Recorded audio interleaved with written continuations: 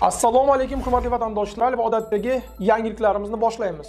Boshlashdan oldin katta iltimos, meni ko'rayotgan bo'lsangiz, podpiskani bosinglar. Podpiska bizning kanalimizga rivojlanishiga juda ham yordam beradi. Iltimos, shuni bosib qo'yinglar. Musofirdagi yurtdoshlar diqqatiga. Registratsiya, трудовой договор, продление документа, рассрочка va INN hujjatlarini qilish kerak bo'lsa, unda aynan bizning 6 yillik tajribaga ega o'z vatandoshlari uchun eng halol va ishonchli xizmatlar endi aynan siz uchun. Yuqoridagi xizmatlar sizga kerak bo'lsa, hoziroq bizning quyidagi raqamlarimizga qo'ng'iroq qiling. Rossiya va O'zbekiston o'rtasida 31-iyuldan boshlab yangi parvozlar yo'lga qo'yilmoqda. Assalomu alaykum qadrli mehmon, videodan to'liq xabardor bo'lish uchun videoga like va podpisatsiya tugmalarini bosib qo'ying. Aeroflot aviakompaniyasi 31-iyuldan Moskva va Samarqand o'rtasidagi parvozlarni tiklaydi. Parvozlar haftasiga 3 marta amalga oshiriladi. Oktyabr oyining boshiga kelib parvozlar soni haftasiga 7 martaga yetadi. Bilet narxi hozirgi kunda 16.800 rubldan boshlanadi. Rossiyada migratsiya sohasida o'zgarishlar haqida. Rossiya Federatsiyasi Ichki ishlar vazirligi migratsiya masalasi bo'yicha bosh boshqarmasi boshlig'i Valentina Kazakova ularga to'xtalib o'tdi. Noqonuniy yurganlar reyestri ishga tushirildi. Unga hozir 8000 xorijlik kiritilgan. Politsiya xodimlari xorijliklarni chiqarib yuborish to'g'risidagi qaror qabul qilish vakolatiga ega bo'ldi. Noqonuniy migratsiyani tashkil etganlik uchun jazo kuchaytirildi. 2025-yil 10-sentyabrgacha noqonuniy migrantlar hujjatlarini to'g'lab olishlari mumkin. 2025-yil 1-sentyabrda Moskva hududida qog'oz registratsiya kerak bo'lmaydi.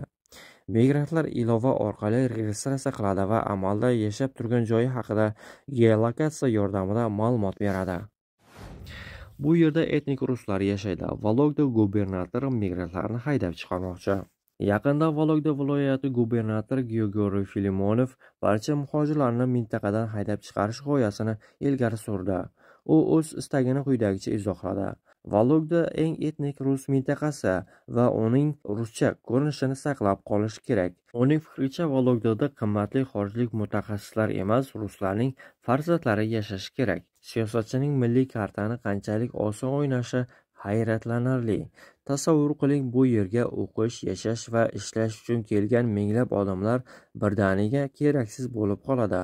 Bunday bayonot nafaqat shov-shuvli, balki xavfli ko'rinadi. Axir yirik loyihalar, asosiy tarmoqlar va hatto do'konlar ko'pincha migrantlar mehnatiga bog'liq. Muhojirlar Vologdada mahalliy hamjamiyatning bir qismiga aylangan. Xulosa oddiy, migratsiyani milliy tozaligi haqidagi gaplar bilan emas, balki haqiqiy harakatlar, uylar qurish, ish joylari yaratish, odamlarni hurmat qilish orqali muhokama qilish zarur.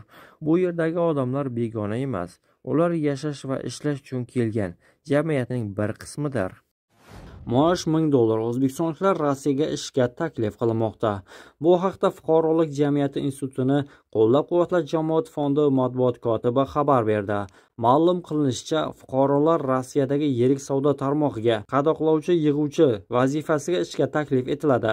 Nomzodlar uchun talablar: rus tilida erkin muloqot, 20-40 yosh oralig'i, jismoniy yuklamalarga tayyorgarlik. Rossiya va O'zbekiston mehnat migratsiyasi bo'yicha yaqin hamkorlikda ishlashga kelishib olgan. Bu haqda 18-iyun kuni Rossiya prezidenti Vladimir Putin TASS dunyoning yetakchi axborot agentliklari rahbarlari bilan uchrashuvda ma'lum qildi.